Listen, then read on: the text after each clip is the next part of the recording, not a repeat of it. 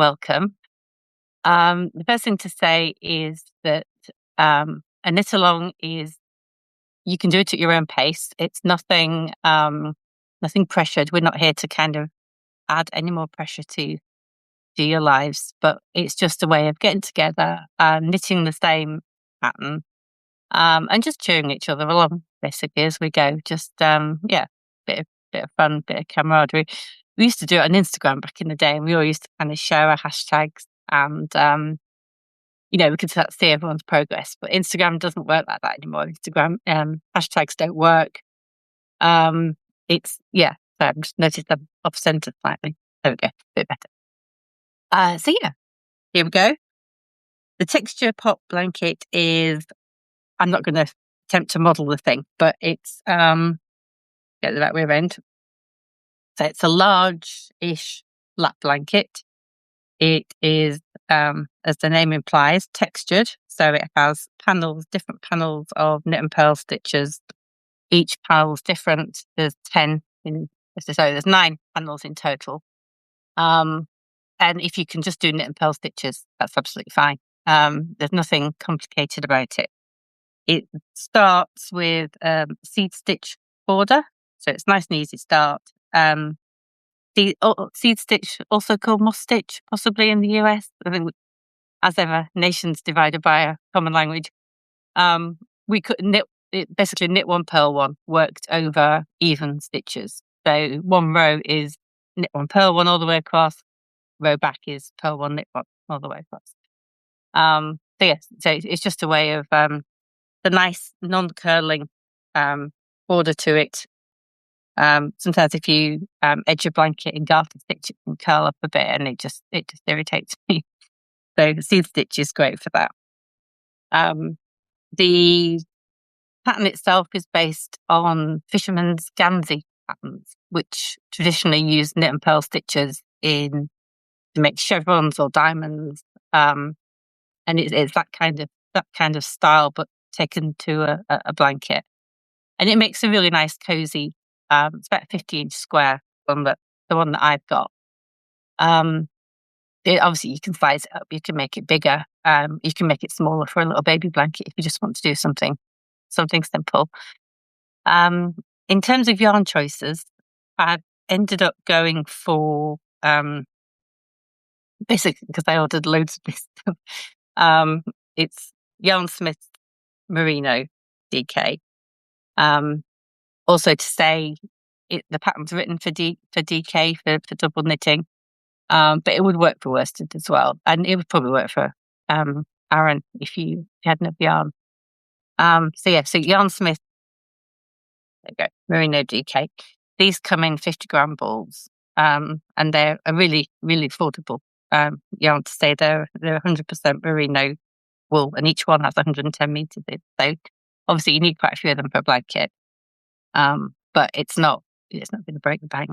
But I ordered lots of different colours of these when I was planning, another one there, I was planning my temperature blanket for this year, and I picked this yarn because it's affordable and because it does come in lots of colours. So I kind of have these ones which didn't make it into my temperature blanket. I think I'm probably going to go with the nice rich brown colour, which charmingly named shade 307. I'm sure it has another name as well. I will look it up. But that's what I'm going to use. So this week it's a 10-week KAL, 10-week knit along. This week is just getting started. It's not about, I've said it's something to take at your own pace. This week is casting on and doing the border, the seed stitch border. So for some people that means, hunting through their stash to find something suitable. Other people might be going out and choosing yarn, which is always exciting, let's face it. I did contemplate using also West Yorkshire Spinners to do a nice merino DK yarn. I have some of that comes in 100-gram skeins, that one. I have some of that in a really nice green, like a sort of foresty green. But I know from painful experience, it's the green that doesn't photograph very well. So purely from a selfish point of view and wanting something that will show up on camera well, I've gone for something a bit more neutral. I could say the same about this yarn. Actually, it is absolutely beautiful, and it smells really woolly. It's by Ewan Ply, a British indie dyer, and it's a lovely blend of different British yarns. It's got a nice like it's not the softest of yarns, but I think softness is overrated sometimes in a knitting yarn. It's got a nice grab to it, a little bit heft, and it just feels really. I'm pretty sure I have knit a sweater out of this. It's perhaps not quite next to your skin soft, but with a t-shirt, it's perfect. And it's got a really nice woolliness to it. I'm not a massive fan in general of superwash yarns. That being said, this Yarnsmiths Merino is superwash. So yeah, for blankets, obviously, it's interesting actually. I've just noticed some of them say, this one is the same yarn. On the ball band of this one, it says 100% superwash merino, and this one says 100% merino. A mystery. Okay, I will investigate that one because I did think it wasn't superwash. Okay, we'll find out about that one. But obviously, superwash has its place, particularly for blankets. We're a cat household, so things do tend to get owned by the cat and washed. So something that will go through the washing machine easily is obviously a bonus. But it's personal choice. Some people like acrylic for blankets as well, and that's absolutely fine. Whatever people want to use is absolutely brilliant.